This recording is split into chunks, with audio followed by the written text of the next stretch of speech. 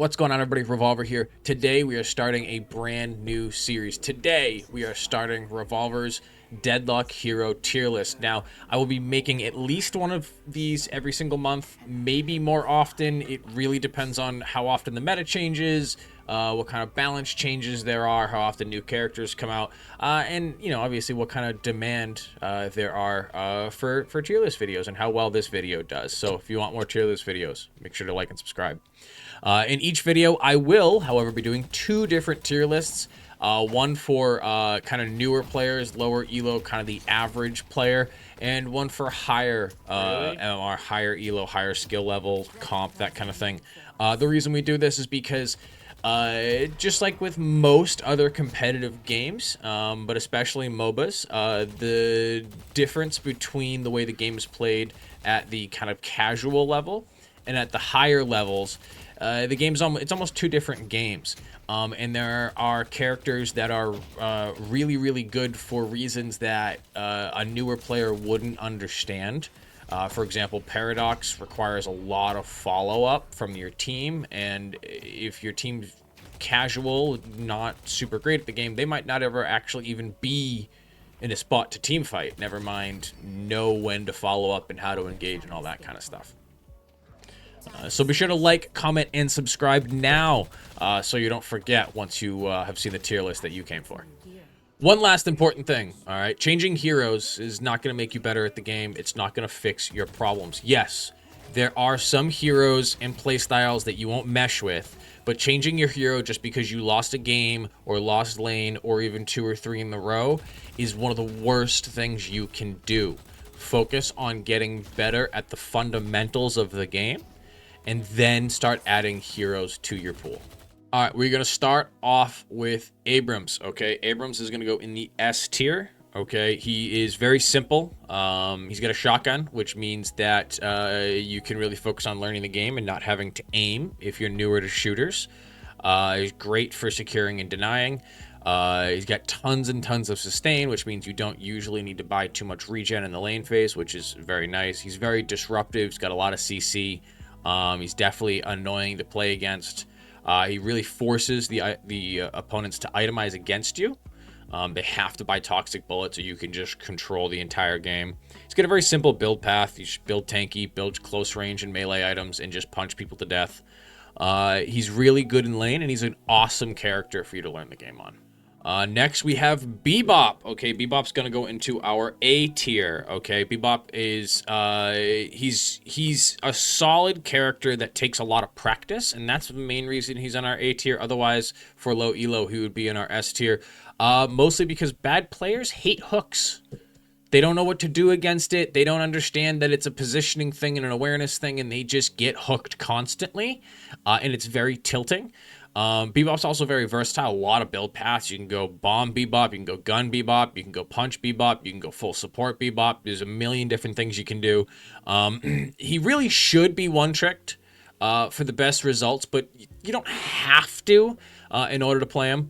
There's tons of guides out there. Average Jonas has a million gameplays and guides outside and in-game. And he can be extremely oppressive in lane. Extremely oppressive in lane. Stacking bombs is annoying. His ability to pull you from a head glitch is really frustrating. A good Bebop can make laning very, very, very difficult. However, like I said, he does take some practice and some skill, which is why he's an A tier instead of S tier, because this is the low elo tier list, and we're more likely to make mistakes here. All right, next we have Dynamo. All right, this is an interesting character.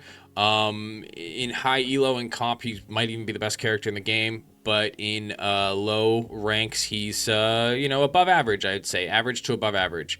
He's got a great kit.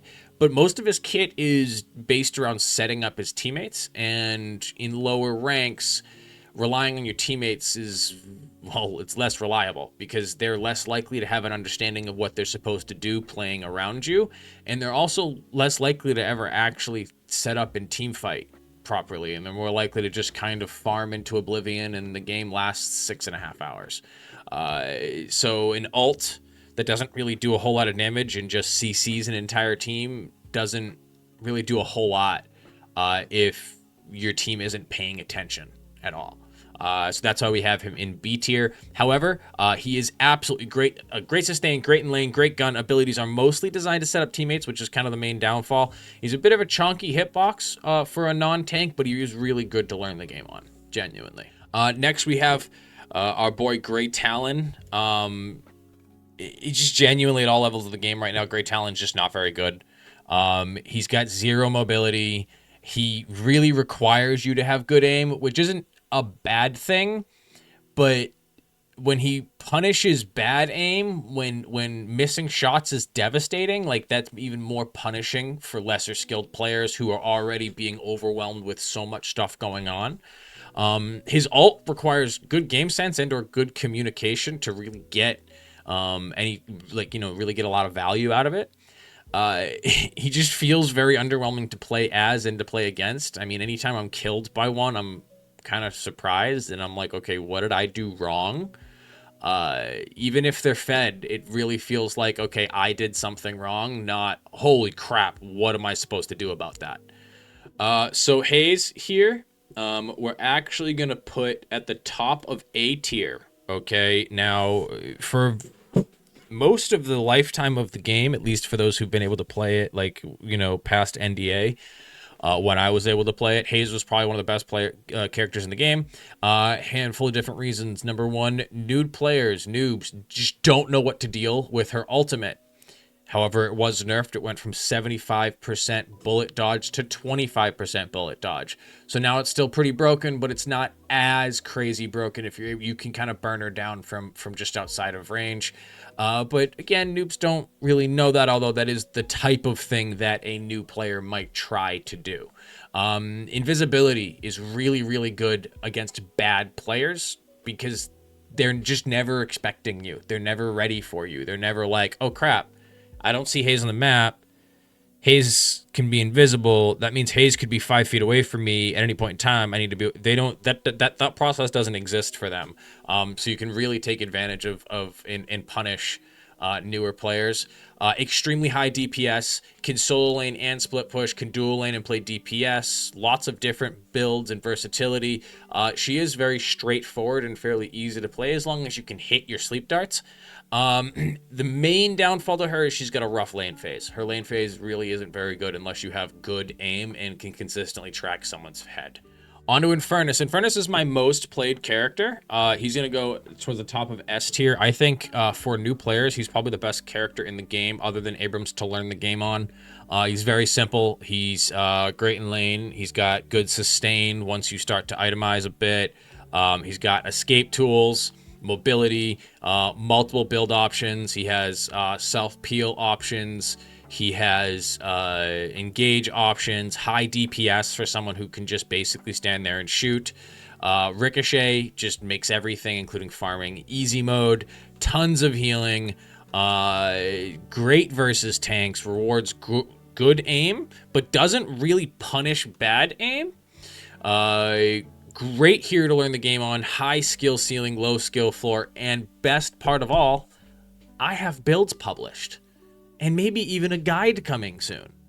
So if you're looking to learn the game, pick up Infernus, Revolver_FPS. You can also just search Revolver in the builds menu, and you'll see my hypercarry and my drain tank build. I'm constantly tweaking them, updating them, adding more information to them. So please go ahead and check them out. Next, we have Ivy. Okay, Ivy, we're going to throw in A tier. Okay, Ivy's actually like really good right now. Actually, no, we're going to do S tier for Ivy. We're going to do S tier for Ivy now that I think about it. She's got a great gun, scales really well, does a lot of damage. She's really good in lane. She's got a lot of sustain. She has one ability that can stun, sustain her, and make her invulnerable on command, all in one ability. Like, that's a really strong ability in lane. It's, you know, you can do a lot with it. It's a get out of jail free card, and because it stuns, people don't want to get near you, which is kind of what tends to happen with other get out of jail free cards like Ethereal Shift. The ult now scales like crazy with Spirit, so you can play like really crazy, like high Spirit, lots of damage. The ult bomb it gets huge, does so much. It's crazy. It's really, really oppressive. Honestly, needs to be nerfed. other than the spirit ult, she actually feels pretty balanced right now. Although she does require some communication to get the most value out of her tether. It's best to do it when they're actually healing. Ultimate, you can get a lot of value out of carrying players instead of just your bomb. So you get more value if you have better communication. Multiple build paths, you can build straight support, you can build gun, you can build spirit. Honestly, a great hero to learn the game on. All right, next we have Kelvin. Now, Kelvin has been S tier the entire time he's been in the game. But with recent nerfs, he's now on the top end of A tier for low elo. And pretty similar high elo. He's definitely a character I recommend picking up if you're learning the game. He's very simple, got a lot of different build paths. You can go gun Kelvin, which just got nerfed, but is still decent. You can go what I call the Terry O'Reilly build, who's a famous Bruins fighter, Boston Bruins hockey player who was very famous for fighting, where you basically just lock people in your ult and you just beat them up. He's great supportively. You can build him full support. You can build him very tanky, as well as you can just build flat spirit and duration and reach extender and all that kind of stuff, and just max your beam and just do ridiculous amounts of damage very easily without really needing to aim very well. He's very strong in lane. He's very versatile. He's fairly balanced across the board. Ice Path is just honestly one of the most fun game mechanics I've ever experienced. I love that game mechanic. Tons of build options, like I mentioned. He's fairly straightforward. I feel like the Ice Path is the only thing that's going to take you a little bit of practice to figure out. And like I said, he's genuinely just a really good hero to learn the game on. All right, so next we have Lady Geist. We're going to throw her in the A tier. She's not the easiest hero to pick up, but once you pick her up, she's not super complicated. Absolute noob stomper.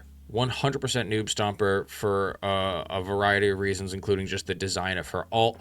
However, most of those reasons also contribute to her being easily punished by good players, as well as just in general falling off as players get better, because they know not to chase you.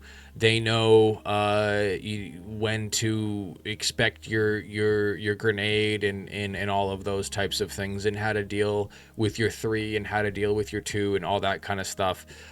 She is fun to play, tons of poke and sustain in lane, super oppressive to lane against, does reward good aim, but also punishes bad aim because she's got a small magazine revolver.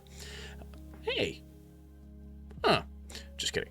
But like I said, she really is easily punished by good players who will just get her low and then either keep their distance and finish her off, or allow her to run away and just be off the map for however long. After that, we have Lash. Lash, we're going to put probably about middle of A tier. Lash is very similar to Bebop. Takes a good amount of practice to learn. Is pretty good to one trick. Is really strong when played well. But definitely requires some team fight or split pushing knowledge, which split pushing knowledge really comes down to macro knowledge and communication with your teammates and minimap awareness. It can be built a handful of different ways. I'm kind of experimenting with some builds right now. I'm having a lot of fun with like a hybrid close range punching spirit build. Is definitely strong in lane, especially once you get all 3 abilities and not get the knockup on your 1. It really is very, very difficult to deal with. A lot of sustain in lane with your 3. Crazy good engaged, a lot of engaged tools, not counting anything you might want to purchase. A very high skill ceiling, and kind of only a medium skill floor. Which is good. He's not super difficult to learn, but he's got tons of mobility, which makes him a lot of fun to play, and definitely increases his skill ceiling. All right, so next we have McGinnis. McGinnis we're going to put in A tier, very similar to Lady Geist in that the same things that make her good in lower elo kind of make her bad in higher elo. She's very simple, very straightforward, fairly unique play style. You very much just split push, disappear off the map, split push, disappear off the map, split push, disappear off the map, or if you're not really paying attention to your map, split push, die, split push, die, split push, die. Can kind of play pseudo PvE. Like I've seen McGinnis's literally have very, very little, like, you know, 2, 3,000, 4,000 in hero damage and, you know, tons and tons of money and be very successful split pushing. However, the one dimensionality that I've just been describing makes her very easily punished by good players. All right, so next we have Mirage, brand new character, has been out a few days, still very much learning about the character, still trying to figure him out. Right now he's very tanky, we know that. He's got really, really good engage for a couple of different reasons. His tornado is really, really strong. However, he does require really good game sense and or good comms to get full value. His ultimate is a teleport across the map. I kind of, relate him or call him Shen with a gun, if you've ever played League of Legends. His whole character design is around being on the opposite side of the map from your teammates and then teleporting to them to give numbers advantage to that fight. In order to do that, you either have to have really good communication or really good game sense. He really isn't that straightforward. He doesn't just come naturally. The way you deal damage, how you play the character just doesn't outright make a ton of sense at first glance. It takes a little bit of practice and a little bit of experimentation to kind of get an understanding. But he's definitely still brand new. We still have a lot to learn, and he seems fairly versatile. So we're going to throw him in B for now, just because he does seem to be very reliant on team follow-up. And as we know, in lower elo, that's, rare. All right, now, our favorite friends, Mo and Krill, absolutely go S tier. Mo and Krill are insane. Such a good tank. Both tanks are so good right now, both of the pure tanks. Mo and Krill has infinite scaling, which is crazy, infinite health scaling. He's a lot of fun to play. I hate shotgun heroes, and I still have fun when I play Mo and Krill. He's got a very unique gun, a fully automatic shotgun. Like I said, he's giga tanky, like crazy tanky. There are some fun damage builds, like genuinely. He's got a lot of agency with his burrow and his ult and his knock up. He can definitely be very oppressive in lane with his disarm and his knock up. And he's definitely a great hero to learn the game on. He definitely really is, because he's got some level of self-sufficiency and agency to him, but he's also a tank, and that forces you to, kind of keep it simple. Paradox. Okay, Paradox is a unique character. Paradox, storyline behind Paradox, when stats were still being tracked, which is literally a month ago, as of recording, is when it stopped. The number one player in the world was one-tricking Paradox, like 1,300 games on Paradox, and was like absolutely like 70+% win rate. However, she had the lowest win rate in the entire game across like multiple skill levels. And that's because she really requires team coordination and follow-up. Her ultimate is all about getting somebody low and sending them into your team, and then going and taking a duel or joining the rest of the fight, and or dashing out. But in the case of dashing out, that's about engage, and engage requires follow-up, and that, it's low elo, right? The character honestly just doesn't really come naturally. I played probably 10, 12 games of her before I really started to figure her out, and I only figured it out because I went and I watched Mikhail S. player, and just kind of blindly followed his build and just kind of figured it out, and it still took me like 5 or 6 games to kind of really get an understanding of how she works. Like I said, the best player in the world one-tricked her, and she still had the lowest win rate in the game overall. She's really honestly just not worth playing at a lower level. She really rewards good aim and punishes bad aim. Her major damage dealer is essentially an on-hit. You have to hit the shot. If you don't hit the shot, it's got a decently long cooldown. It's also most of your CC. You really need to hit your shots with her. It punishes bad aim. Really high skill ceiling, but also a pretty high skill floor. However, that being said, if you're playing with a full stack, she's not terrible. If you want a player, as long as you can hit your shots. All right, Pocket. Pocket, pocket, pocket. All right, so pocket, we're going to go B tier for pocket right now in lower elo because he's very mechanically intensive. He's extremely one-trickable, which is awesome, but he's got a very high skill ceiling, which is good, but a very high skill floor, which is not exactly great for our lower elo friends.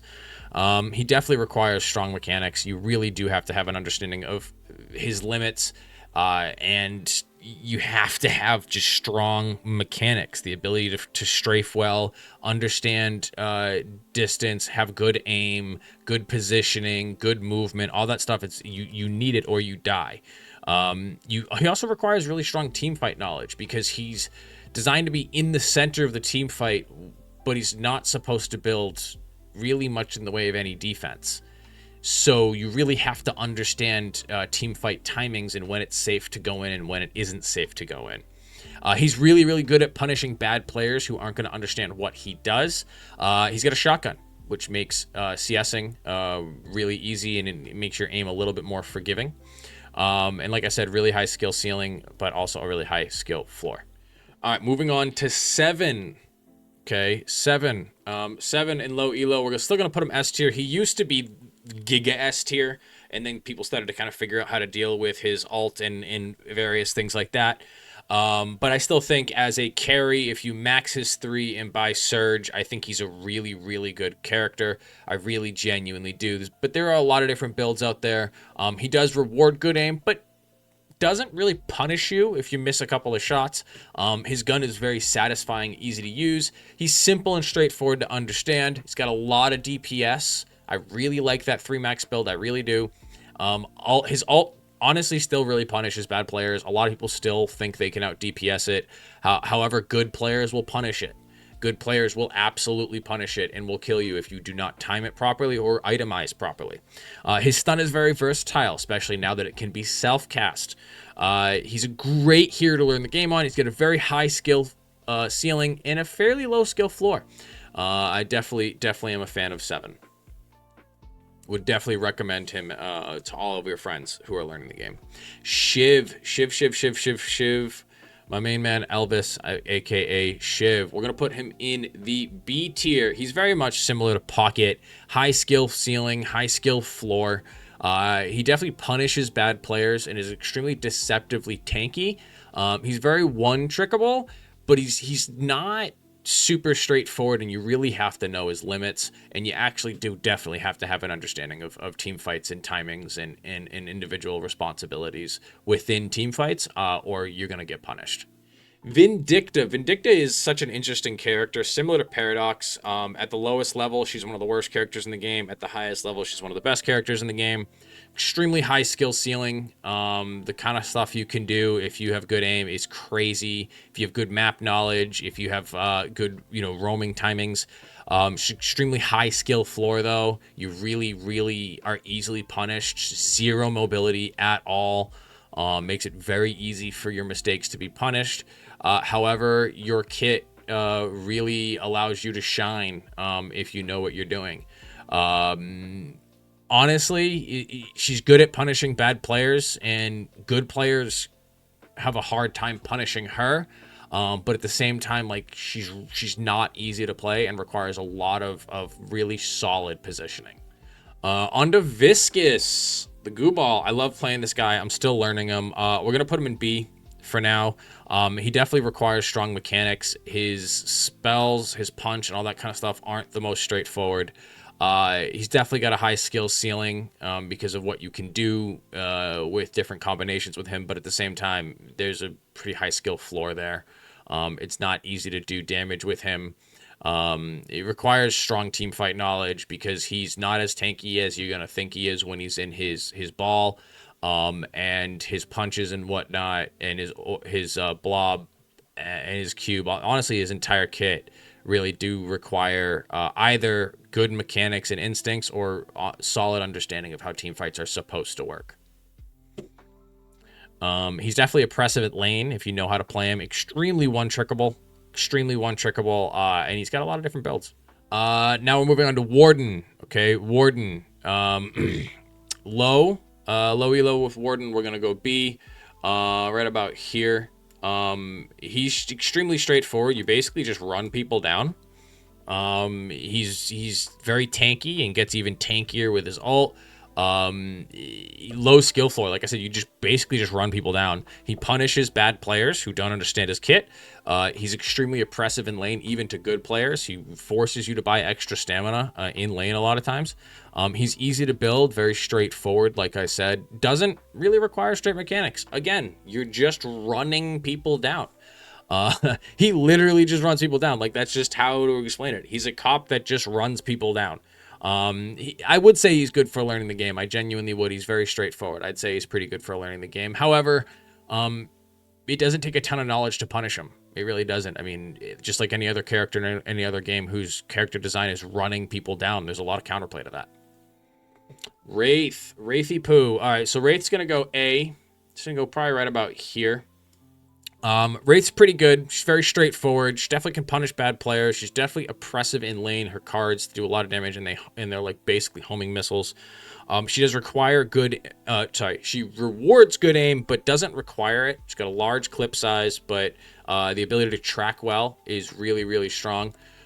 She's got great lethality in lane. If you understand timings, you can really kind of blow people up and assassinate them. However, she falls off as you get into the late game, which makes her harder to hyper carry with, which is a big thing in lower elo. And good players know how to deal with her and her ult and her cards, which means that she falls off slightly at higher ranks, but she's still a really strong DPS across the board. And then lastly, we have Yamato, who we're going to put in the C tier. Yamato is extremely one-trickable to the point where you kind of have to one-trick Yamato in order to play her. She really requires extremely strong mechanics. She really requires strong team fight knowledge. Is great at punishing bad players, but like I said, you have to really understand a lot of different aspects of the game and skill check those bad players. She get very high skill ceiling, but she also has a very high skill floor. However, she doesn't really punish bad aim very much at all, which is good. So this is your low elo tier list. I'll leave it up on the screen for a little bit here. Go ahead and take a look. Like I said, again, this tier list is not for you to solve your problems. This is for you to, figure out what next agent or legend or hero you want to try. This is not because this is not going to fix your laning issues. This is not going to fix your inability to turn a lane win into a game win. This is just to help you figure out the next character you want to learn. That's all it is. And again, big reminder, changing characters is not going to make you... It's just not going to make you better. It's not. It's going to do the opposite. Alrighty, now we're going to jump into the high elo tier list. This is going to be much quicker and simpler because we've kind of already gone over a lot of the traits of the characters. And if you're here for the high elo tier list, you already know a lot of this stuff and you're just looking for other opinions. So we're going to start off with Abrams. He's just phenomenal at every level of play. He just is. Again, he forces you to itemize against him. He's very disruptive. He's oppressive in lane. He's just so tanky. He's a huge pain in the ass. He genuinely is. Bebop, we're going to put in A tier, just because there is a decent amount of counterplay if you can stop him from really kind of getting going. However, he's very strong. He's just kind of overtuned. His numbers are pretty good right now. His ult's really strong right now. And if he really, really gets going and gets majestic, he can really be difficult to deal with. But again, good players kind of understand how to deal with him in lane, how to prevent bomb stacks, and kind of how to shut him down a little bit, which is what prevents him from being an S tier. Dynamo, at comp, probably the best character in the game. High rank, still very, very good, if not the best character in the game. His ultimate's insane. It's so fucking strong. It's so good if your team is paying attention, which again in high elo tends to be the case, especially because the higher you play, the more likely you're going to have stacks and people who are communicating, as well as people who just understand what to look for and how to play around your body language. Dynamo is just really, really strong. He's got a great gun. His ultimate's so good, and his knockup is deceptively large. Which can make him kind of a pain to play against. And he's got great engage, great setup, and just, you can literally press a button and win the game with him.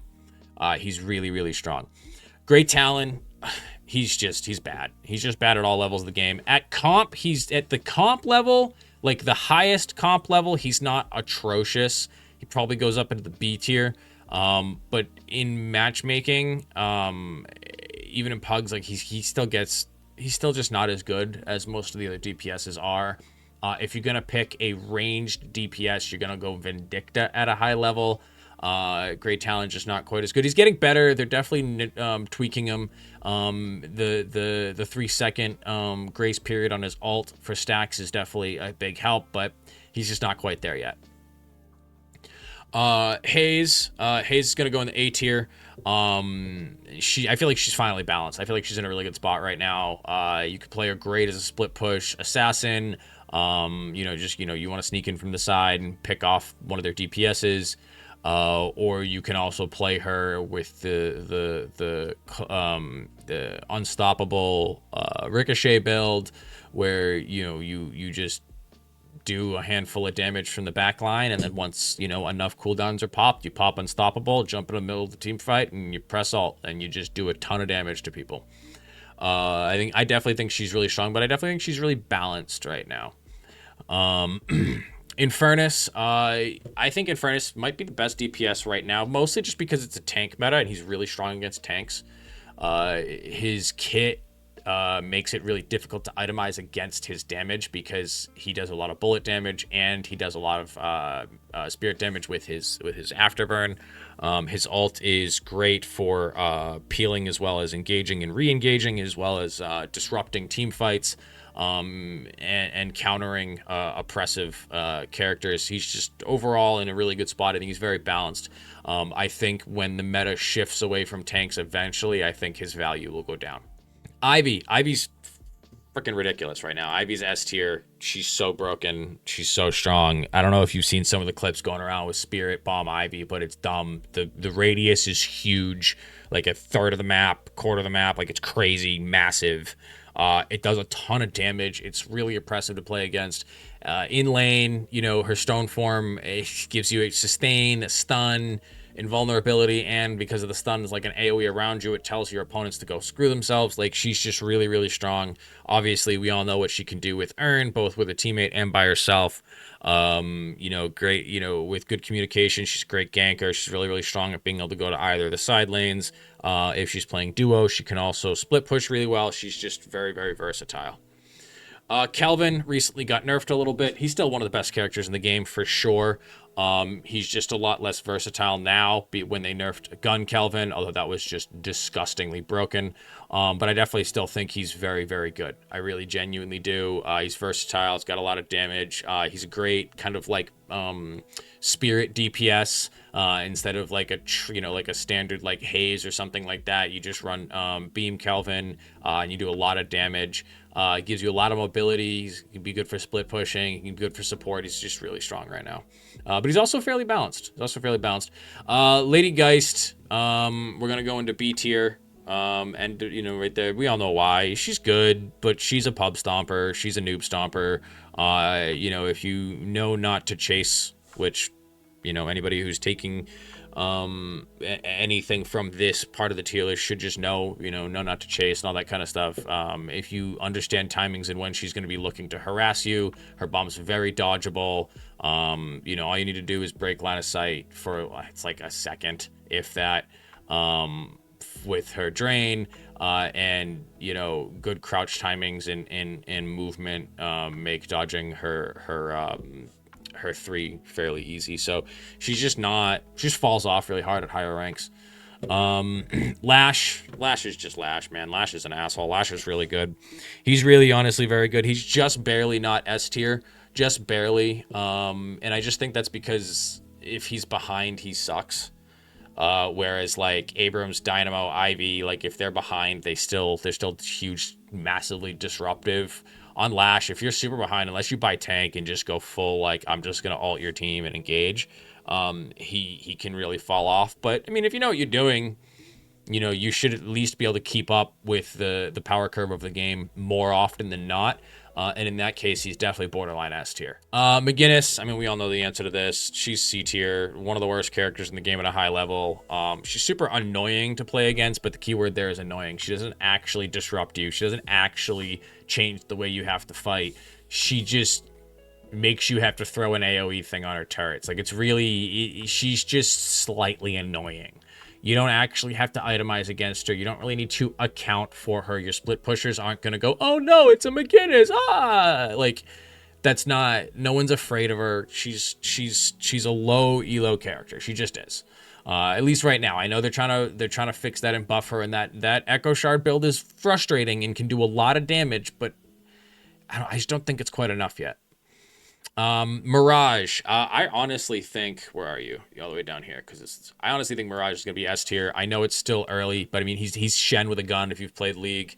You know, his ability to split push and then show up to a team fight to create numbers advantage, or force the opponent to start the team fight with numbers advantage, meaning that you get more work done split pushing. He's really strong. He's very tanky. He's oppressive in lane. His dot doesn't fall off, or his mark, whatever you want to call it. I think he's really good. I think he's just gonna be getting better and better. They've already had to hotfix him twice. I think he's gonna be S tier at you know, mid to high levels, and especially comp. Mo and Krill. Mo and Krill is just, I mean, infinite scaling tank with a bunch of CC that can also do damage. Need I say more? I mean, you guys have played against him. The only downside is it's got 2 headshot hitboxes. That's really the only downside to Mo and Krill. Paradox, I mean, I don't need to tell you guys, S tier at higher ranks. Just ask my KLS. I love this character. Paradox is so good. The feeling of being able to, you know, hit a kinetic carbine, swap with somebody, back into your team, they're half HP, third HP, you know, your team cleans them up, and then you go take a 1 or get set up or get disruptive to their backline. It makes team fights really easy. She's great with split pushing. She's great at 1v1ing. She can really blow up and assassinate somebody. Like, she's really, really strong at the higher levels. I really enjoy playing her. Pocket, I mean, you guys know Pocket's A tier. He's strong, kind of really anywhere. He's strong, counterable, but, you know, pain in the ass to deal with. His ult is actually really, really broken. In lane, if done properly, he can just force you out of lane. There's nothing you can do about it. But, you know, he's also like Lash. He's really bad if he's behind, which keeps him out of S tier. Because if he's behind, he just is like literally zero utility. He has zero utility if he's behind other than his ult. 7. I think 7's still A tier. I know some people who think otherwise. I think 7's A tier. I think as a backline DPS, the Surge Max 3 build, I think, is really, really strong right now. I genuinely do. I know that double stun build just got slightly nerfed, but it's still really good. However, you can now self-cast, which is great for securing rejuve and all kinds of other stuff. I love 7. I think he's still really strong. Vindicta, I mean, she's so good right now. Like, she's so good right now at the highest ranks. They just had to nerf the sniper's damage fall off because she was too good from range. Fucking hilarious to me. So now you just have to buy long range and or sharpshooter just a little earlier. Not a huge deal. You guys understand this. At the low level, she's the worst character in the game. At a high level, she's the best, one of the best characters in the game. Super, super strong. Even if she's behind, you know, her ultimate is an execute, and she's gonna be sitting back at range, so she'll provide some value, and that stake is really strong. Her stake is really strong. Did we skip over Shiv? We did skip over Shiv. We're gonna do Shiv here. I'm gonna throw Shiv A tier. I mean, it's a very top heavy list, as I'm sure you guys can see. Just probably put him around. Shiv and Pocket to me are super interchangeable. They really are. They're very at similar strength. They provide similar kind of things and are of similar issues. They both shotgun legends that are great at split pushing, good at 1v1ing, good at getting in and out of team fights, very slippery, deceptively tanky, but they're terrible if they're behind, so they're not S tier. That's just kind of the way I'm looking at it right now. Warden, we're gonna go high B tier. You know, he's not bad, but you know, everybody knows what to do when you hear the voice line, and you know, just like Nasus from League or, you know, any other game you've played, any character whose entire whose entire thing, his entire kit is just based around running you down. Like, there's a lot of counterplay to that. And so obviously at the highest level, he's not going to be anything crazy. Viscous, I forgot that this is like partially out of whatever. Viscous, I think Viscous is damn, man. Yeah, I think Viscous is definitely up here. You got to one trick him, as you guys know, but I think he's really strong. He just got some buffs. You can now double dash down, whatever the actual term for it is, kind of whatever you want. And in ball form, I think he's just really good. I genuinely think he's pretty good. I don't think he's S tier because, again, you have to one trick him, and if he's behind, he doesn't do a whole lot. Whereas all of these characters, if they're behind, there's still something you need to keep in mind and worry about, and keep in the back of your mind and be aware of when you go into a team fight or when you're split pushing or just in general. Let's go to Wraith. Wraith, I would say Wraith is probably the worst of the DPS characters right now, just because she falls off the hardest. I think she's really strong in the mid game, and she's really strong in lane, but good players will know how to avoid that. And I think she eventually falls off. Obviously, good players know how to deal with her ult. Just create distance and get around a corner, give yourself some cover, or buy reactive barrier. I just think she's good. She's really good. I still play her, and I still recommend picking her in comp and stuff like that. I just think she's the worst of the kind of like, pure DPS type characters. And then lastly, we've got Yamato, who we're going to put in B tier, just because if you don't one-trick Yamato, she's terrible. If you don't one-trick Yamato, you're just going to be bad with her. She's super, super, super mechanic intensive. You guys know this. Also, shout out Fred the Finch. Yamato, big Yamato one-trick, really, really good. Check out his builds.